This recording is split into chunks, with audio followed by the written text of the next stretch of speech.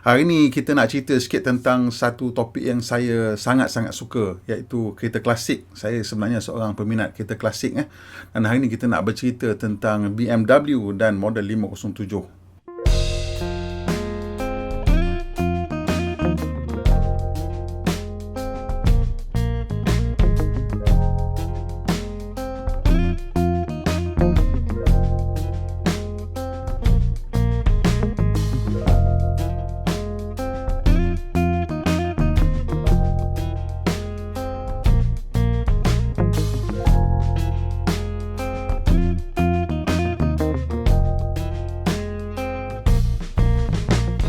Jadi BMW ni sebagai armnya kita dikira sebagai sebuah jenama yang menaikkan semangat dan emosi kita lah. Kerana mereka tiap kali dikaitkan dengan pemanduan yang tangkas dan reka bentuk yang mengujakan. Dalam sejarah BMW, ada beberapa kereta lah yang boleh saya katakan sebagai penanda aras kepada evolusi reka bentuk jenama tersebut.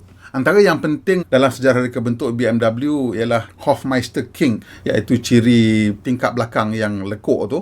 Dan ciri reka bentuk ini telah menjadi wajib untuk semua BMW setelah mereka menghasilkan Neue Klasse ataupun kelas baru, dan kemudiannya kereta compact 1602 dan juga 2002. Dan 1602 dan 2202 ni akhirnya menjadi model 3 series. Dan ini salah satu model penting dalam BMW. Boleh kita katakan ini penting kerana kekuatan tunjang syarikat dari Munich ini dibina atas asas 3 siri. Selain daripada itu, kita juga dapat melihat pengaruh model E9 CSL yang diberikan julukan Batman ke atas reka bentuk BMW model sekarang. Kerana dengan kereta inilah di mana Hofmeister King itu menjadi satu ciri yang sangat unik dan sangat dikenali sebagai BMW, dan seterusnya terus digunakan. Ciri reka bentuk ini dihasilkan oleh ketua pereka bentuk BMW pada tahun 1950-an bernama Wilhelm Hofmeister, dan kereta pertama yang menggunakan ciri ini ialah BMW 3200 CS.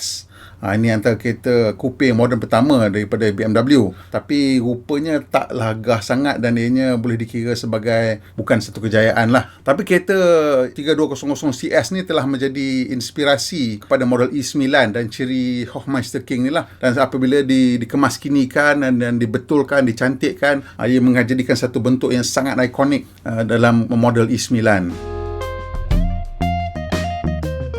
Kita kena ingat pada tahun 1950-an, BMW sebenarnya sebuah syarikat yang kecil, dan masa tu mereka sedang bergelut dengan berbagai kekurangan, terutamanya keuangan, dan jauh sekali lah kita nak kata dia bersaing dengan jenama besar Mercedes-Benz pada ketika itu. Malah pada zaman itu, antara kereta BMW yang popular ialah model 700 yang merupakan sebuah kereta kenit dengan enjin 700cc. Kereta ni meneruskan sejarah BMW Isetta yang juga sebuah kereta kenit dengan enjin penyejukan udara yang kelihatan seperti motosikal roda 3 dengan bumbung. Model besar BMW, full size dia orang itu ialah 501 atau 502. Kereta ini kereta post-war yang pertama mereka hasilkan, dan tetapi ianya tidak popular kerana kelihatan seperti ketinggalan zaman dengan bodi yang berat dan enjin yang tidak mempunyai prestasi yang sangat bagus. Ini bila berbanding terutama dengan Mercedes 220 yang menjadi pesaingnya pada masa itu.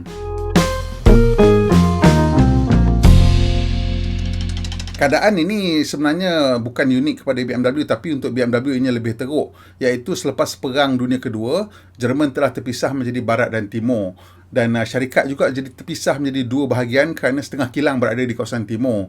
Dan ini yang menyebabkan mereka menghadapi pelbagai masalah lah. Sebab ada kereta yang mereka baru bangunkan tapi berada di timur. Jadi mereka tidak boleh hasilkan kereta tersebut, kena hasilkan model baru yang 501, 502. Ini menyebabkan keuangan mereka menjadi agak tenat. Dan pada masa ini jugalah Mercedes-Benz hampir dapat membeli BMW. Ianya diselamatkan oleh salah satu pemilik saham BMW besar, iaitu Herbert Quandt. Dan sehingga kini kumpulan BMW sebenarnya dikawal oleh keluarga Quandt ini.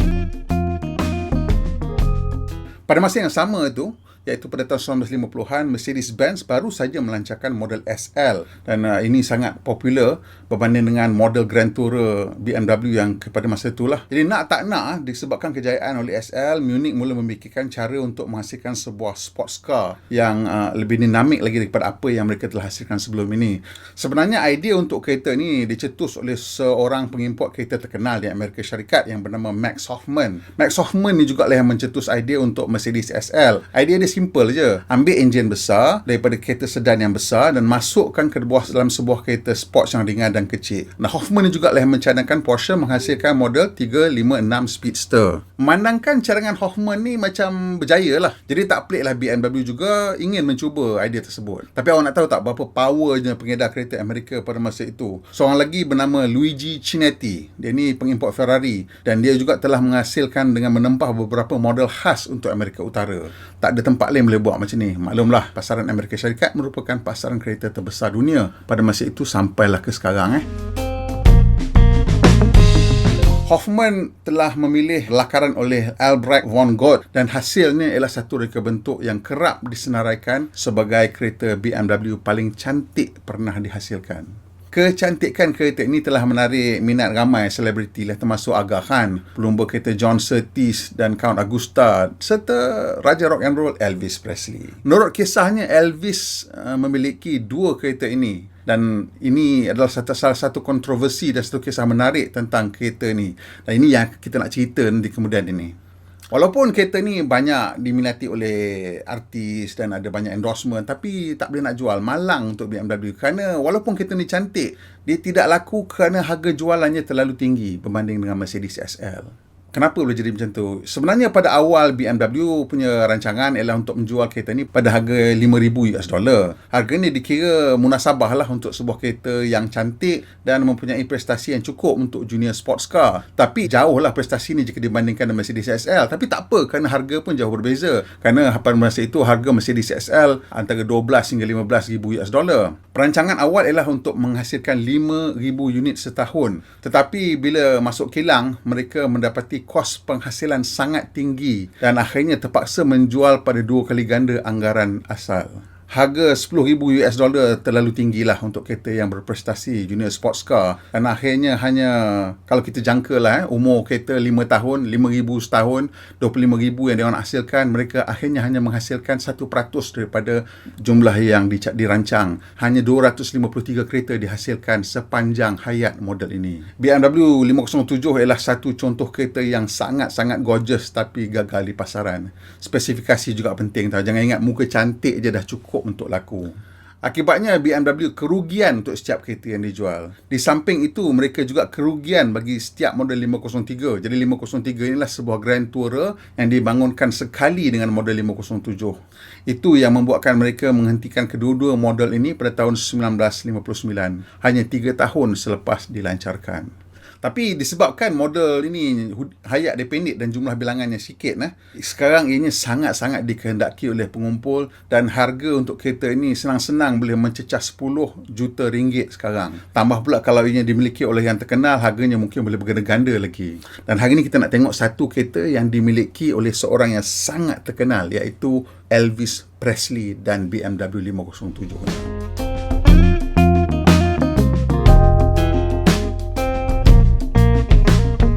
Dekad 1950-an adalah satu dekad yang penuh dengan darah dan kekejaman di Korea dan Vietnam apabila kedua-dua negara Asia ini diheret ke kancah peperangan oleh kuasa besar Amerika Syarikat.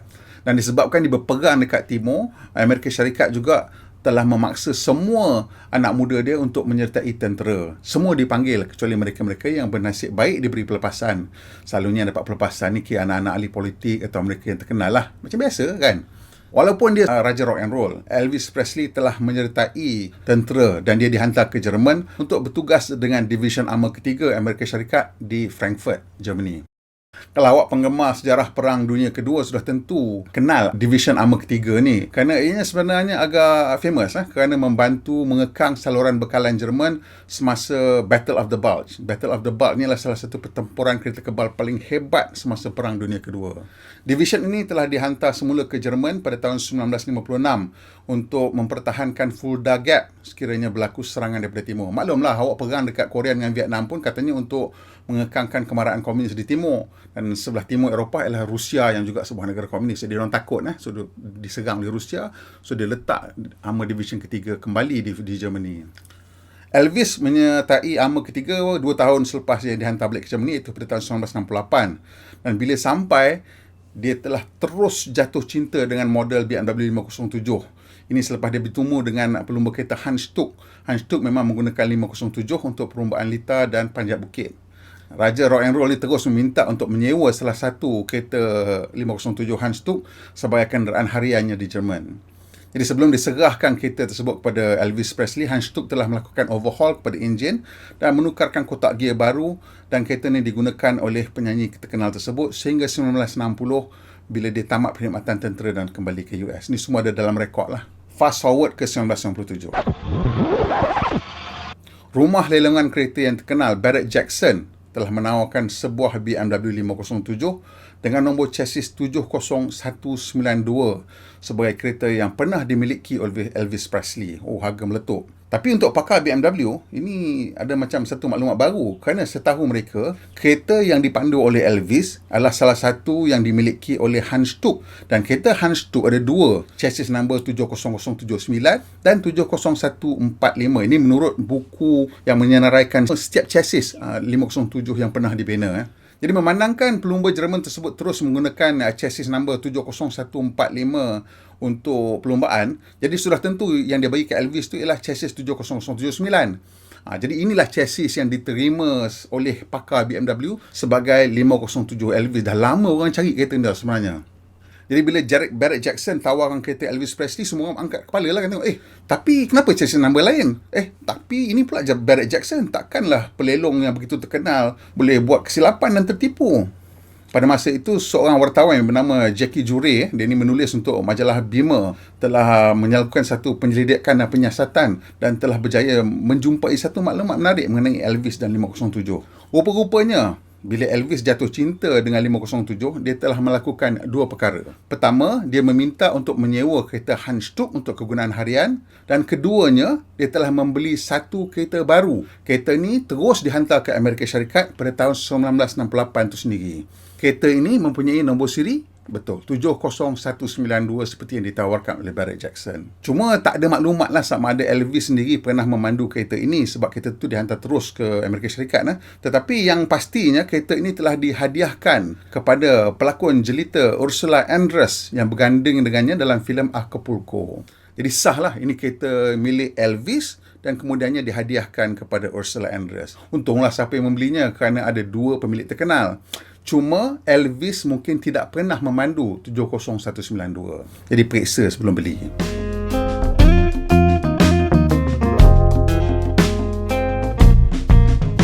Jure terus mencari di mana chassis 70079.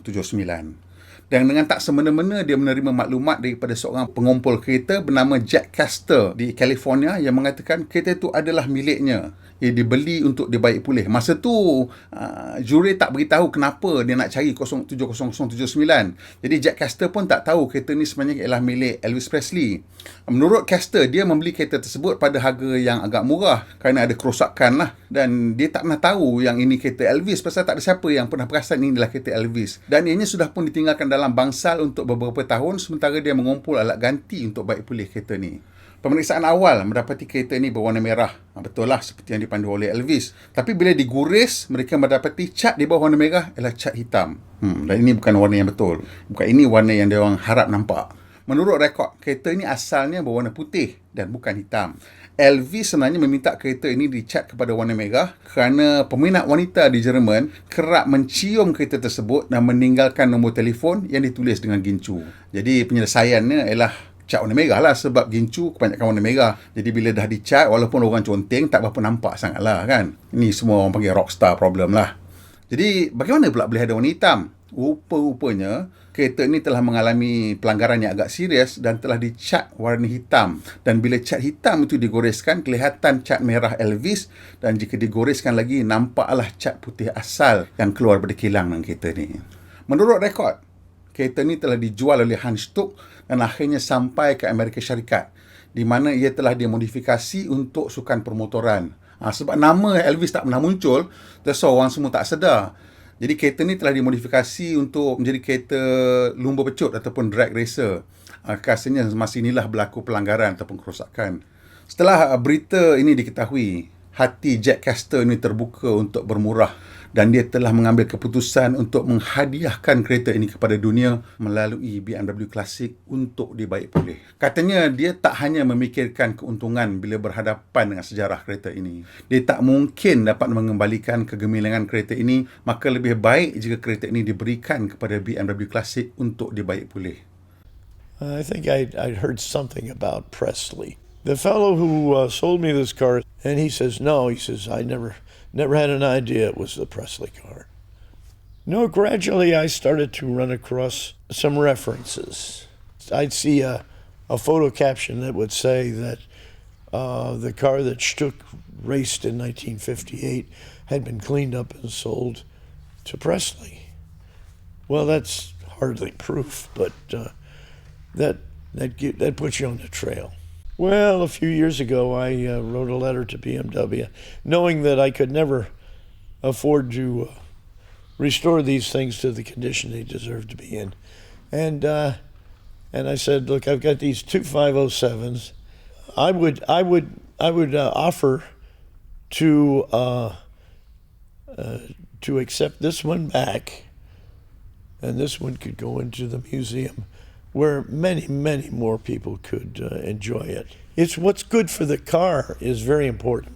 Yeah. Now, if I were interested in money only, I'd be making a mistake in turning this car over to BMW. But I want to see it restored. I want to see people have the opportunity to see the car, and that's more important to me than me making a few $1 million.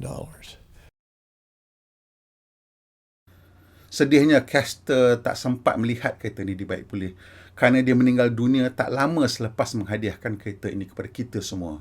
Terima kasih Jack Castor.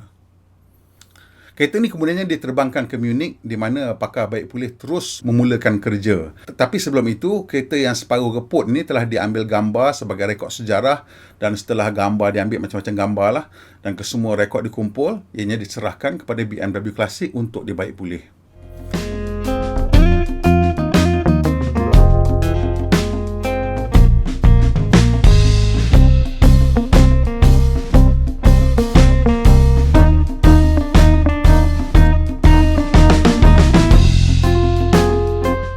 Kesemua panel dibuka dan setiap inci chassis diperiksa dan dibaik pulih sama ada dibina semula atau dibersihkan daripada karat dan kerosakan.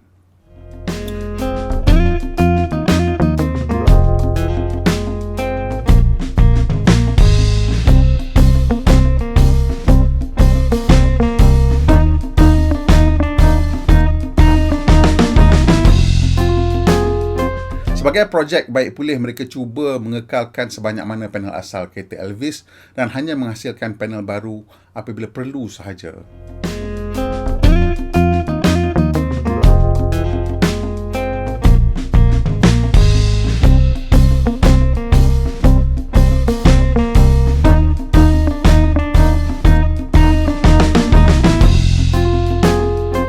Enjin dan mekanikal juga dibaik pulih dan ruang enjin dikemaskan sehingga lebih cantik daripada baru.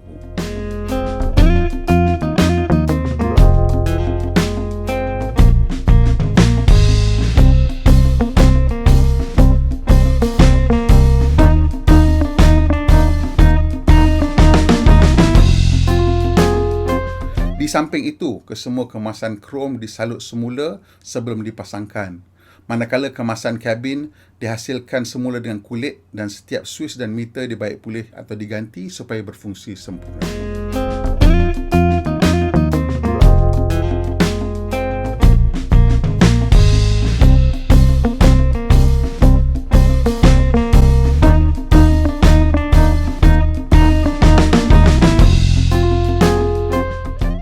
Inilah hasilnya.